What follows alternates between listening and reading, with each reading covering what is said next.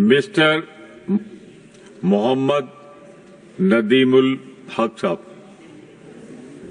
Sir, vice chairman sir, मैं अपनी party all India Trinamool Congress और हमारी लीडर ममता बनर्जी का तहे दिल से शुक्रिया अदा करता हूं कि आज मुझे ये बोलने का मौका दिया।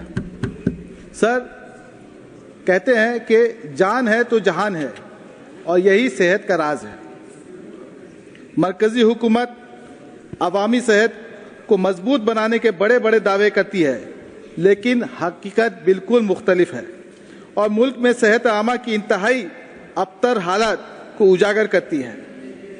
मेरी पार्टी ने बार बार लाइफ और मेडिकल इंश्योरेंस के प्रीमियम में वो कहा है कि 18% जीएसटी को हटाया जाए, लेकिन अभी तक इस पर कोई अमल नहीं हुआ। सर, हुकूमत नेशनल हेल्थ पॉलिसी के तहत पब्लिक हेल्थ के अखराजात को जीडीपी के 2.5% का दावा करती थी, लेकिन जब बजट पेश हुआ तो हम लोग देख रहे हैं कि 0.28% सिर्फ हेल्थ पर जीडीपी का हिस्सा जो है वो हेल्थ पर उसके लिए मुख्तस किया गया, उसके लिए रिजर्व किया गया है, जबकि वर्ल्ड एवरेज कम से कम 6% होता है। सर, और ये हुकूमत के यूनिवर्सल हेल्थ केयर पर एक बहुत बड़ा धब्बा है।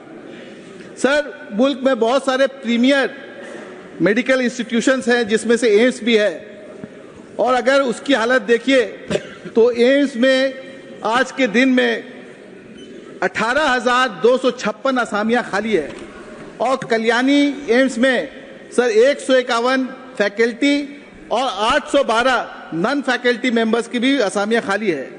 तो ये कैसे ये हुकूमत हेल्थ के लिए ये सहूलत सा फराहम करेगी अगर जो हॉस्पिटल में जो जगह खाली है वही अगर भर्ती नहीं हो। मेंटल हेल्थ अगर देखा जाए तो जो जिसको कहते हैं कि जहनी सेहत, उसमें भी जो हेल्थ का बजट है उसमें सिर्फ 1% उसका खर्च किया जाता है, उससे भी बल्कि कम। तो इसमें भी इंसाफ नहीं हो रहा है। सर, इस नाकामी के बरक्स अगर हम बंगाल में जाएं तो हमारी ममता बनर्जी, हमारी दीदी, उन्होंने 2010-11 में कमान संभाला था, जबकि वहां बजट 2,885 था और आज के दिन में हेल्थ का बजट 20,200 करोड़ रुपया बढ़ करके हो गया है। यहाँ एमबीबीएस सीट जो 1355 थी, आज के दिन में 5,650 सीट्स हो गई। पोस्ट ग्रेजुएट, पोस्ट डॉक्टरेट की तादाद दुगनी हो चुकी है और नर्सिंग सीट्स 10 गुना हो चुकी है आज के दिन में। सर, इंफ्रास्ट्रक्चर के लिहाज से बंगाल में अस्पताल के बेड्स की तादाद दुगनी हो गई है और कई स्पेशलिटी अस्पताल, स्वास्थ्य केंद्र भी कायम किए गए हैं। सर, कौमी खानदानी सेहत सर्वे NFHS 5 के मुताबिक इस कदम से 88% वैक्सीनेशन आज पूरे बंगाल में हो रहा है और नेशनल एवरेज सिर्फ 77% है। यहां तक कि बंगाल में ख्वातीन की ग़िज़ाई सूरत हाल का फिगर भी कौमी औसत से अब बढ़ करके आगे हो गया है। Sir, these achievements reflect West Bengal commitment to accessible and quality health care for all. इस कामयाबी की बुनियाद स्वास्थ्य साथी है। ये मगरबी बंगाल की एक फ्लैगशिप सेहत इंश्योरेंस स्कीम है जो मुकम्मल तौर पर रियासती हुकूमत के जरिए माली आयानत फराहम करती है। ये स्कीम रियासत भर में 2,45,00,000 फैमिलीज और जिसमें 8,50,00,000 फर्द हैं सर को दिया जाता है, वो लोग सब इसके अंडर कवर हैं। इस स्कीम के तहत 2,879 अस्पताल और नर्सिंग होम भी रजिस्टर्ड है। सर, 85 लाख से ज्यादा बेनिफिशियरीज ने 11,000 करोड़ रुपए से ज्यादा की खिदमात हासिल की है।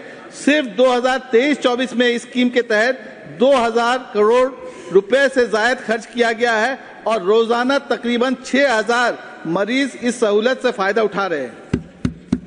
सर, अगर हम लोग कंपेयर करें स्वास्थ्य साथी को और पीएम जन आरोग्य योजना से तो देखा जाएगा सर कि सबसे पहले कि पीएम जन आरोग्य योजना ये सोशियो इकोनॉमिक और कास्ट पर मुबनी मर्दमशुमारी के मेयाद तक महदूद है, जबकि स्वास्थ्य साथी मगरबी बंगाल के तमाम परमानेंट रेसिडेंट्स को कवर करती है, सिवाय उनके जो पहले से बीमाशुदा हैं।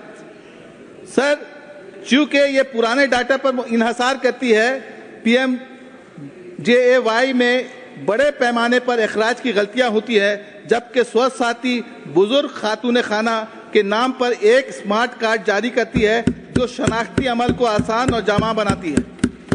PMJAY एक इंश्योरेंस मॉडल है जहां पर अक्सर इंश्योरेंस क्लेम रिजेक्ट भी किया जाता है, जबकि स्वास्थ्य साथी एक एश्योरेंस मॉडल है जहां पर किसी को महरूम नहीं किया जाता।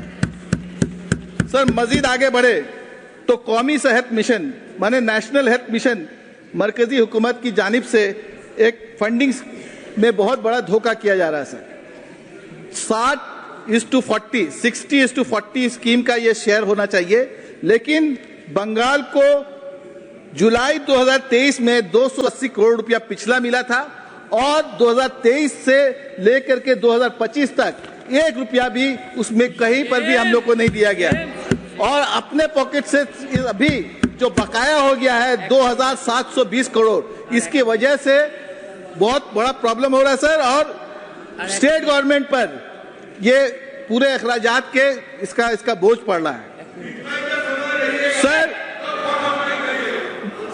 सर, मरकजी हुकूमत फकर से दावा करती है कि डॉक्टर की आबादी और आबादी का जो रेशियो है वो 1:811 है, जबकि WHO का जो स्टैंडर्ड है 1:1000 है। लेकिन इसमें आयुष के डॉक्टर को 6,14,000 आयुष डॉक्टर को जोड़ लिया गया है। सर, थोड़ा सा खाली 1 मिनट। हाँ, 1 मिनट ले लिए। आयुष और एलोपैथी डॉक्टरों को एक साथ गिनने से सर एक्चुअल रेशियो में बहुत फर्क आता है, और आयुष की जो दवाएं हैं उसमें भी बहुत हैवी मेटल्स हैं, जिसकी भी जांच होना जरूरी है पब्लिक में उसको इंट्रोड्यूस करने के लिए। मैं आखिर में आता हूं सर, आपने दिया, बहुत बहुत शुक्रिया चेयरमैन सर।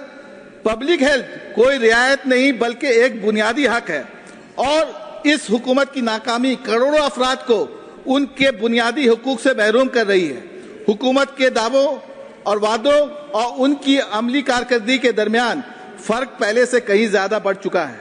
जैसा कि मैंने आज बयान किया, मरकजी स्कीमों के लिए फंडिंग नाकाफी है, अस्पताल अमले की शदीद कमी का शिकार हैं, जहनी सेहत को नजरअंदाज किया जा रहा है, और अहम स्कीमें बदनज़मी की वजह से मुतासिर हो रही हैं। हमें झूठे वादे और गुमराहकुन डेटा नहीं बल्कि अमली इक़दामात दरकार हैं। मैं मरकजी हुकूमत से गुजारिश करता हूं कि वो बंगाल मॉडल से सबक हासिल करे और मुल्क के अवाम के लिए पब्लिक हेल्थ के बुनियादी ढांचे को बेहतर बनाने के लिए फौरी कदम उठाएं। सर, बहुत बहुत शुक्रिया। Thank you.